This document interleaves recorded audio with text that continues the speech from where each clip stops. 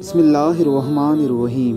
سیدنا علی المرتضیٰ رضی اللہ تعالیٰ عنہ کو رسول اللہ صلی اللہ علیہ وسلم نے فرمایا تھا، انا مدینۃ العلم والی و بابوہا، میں علم کا شہر ہوں اور علی اس کا دروازہ ہے۔ ایک مرتبہ دو افراد سفر پر تھے، ایک کے پاس 3 روٹیاں تھیں اور دوسرے کے پاس 5 روٹیاں تھیں۔ دونوں مل کر کھانا کھانے بیٹھے ہی تھے، اتنے میں ایک تیسرا مسافر بھی آ گیا، وہ بھی کھانے میں شریک ہو گیا۔ کھانے سے فراغت ہوئی تو اس نے 8 درہم اپنے حصے کی روٹیوں کی قیمت دے دی اور آگے بڑھ گیا۔ جس شخص کے 5 روٹیاں تھیں اس نے سیدھا سا حساب کیا کہ اپنے 5 روٹیوں کی قیمت 5 درہم لی اور دوسرے کو اس کی 3 روٹیوں کے برابر 3 درہم دینا چاہے، مگر وہ اس پر راضی نہ ہوا اور نصف کا مطالبہ کرنے لگا۔ یہ معاملہ حضرت علی المرتضیٰ رضی اللہ تعالیٰ عنہ کی خدمت میں پیش ہوا۔ حضرت علی المرتضیٰ رضی اللہ تعالیٰ عنہ نے دوسرے کو نصیحت فرمائی کہ تمہارا رفیق جو فیصلہ کر رہا ہے اس کو قبول کر لو، اس میں تمہارا نفع ہے، لیکن اس نے کہا کہ حق کے ساتھ جو فیصلہ ہو مجھے منظور ہوگا۔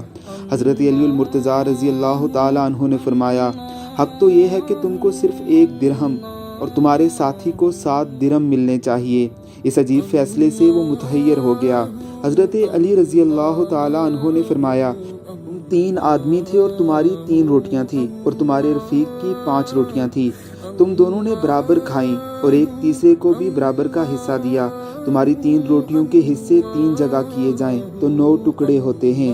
تم اپنے 9 ٹکڑوں کو اور اس کے 15 ٹکڑوں کو جمع کرو تو 24 ٹکڑے بنتے ہیں۔ 3 میں سے ہر ایک نے برابر ٹکڑے کھائے تو فی کس 8 ٹکڑے کھائے ہیں۔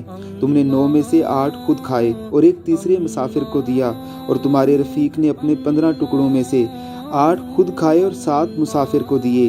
اس لیے 8 درہم میں سے 1 کے تم اور 7 کا تمہارا رفیق مستحق ہے۔ یہ تفصیل سننے کے بعد اس جھگڑنے والے شخص نے آپ کے فیصلے کو قبول فرما لیا۔ بے شک رسول اللہ صلی اللہ علیہ وسلم علم نبوت کے شہر ہیں، تو علی المرتضیٰ رضی اللہ تعالیٰ عنہ اسی علم نبوت کے شہر کے دروازے ہیں۔ اللہ رب العزت کی ذات ہمیں صحابہ کرام کے رستے پر چلنے کی توفیق عطا فرمائے۔ آمین ثم آمین۔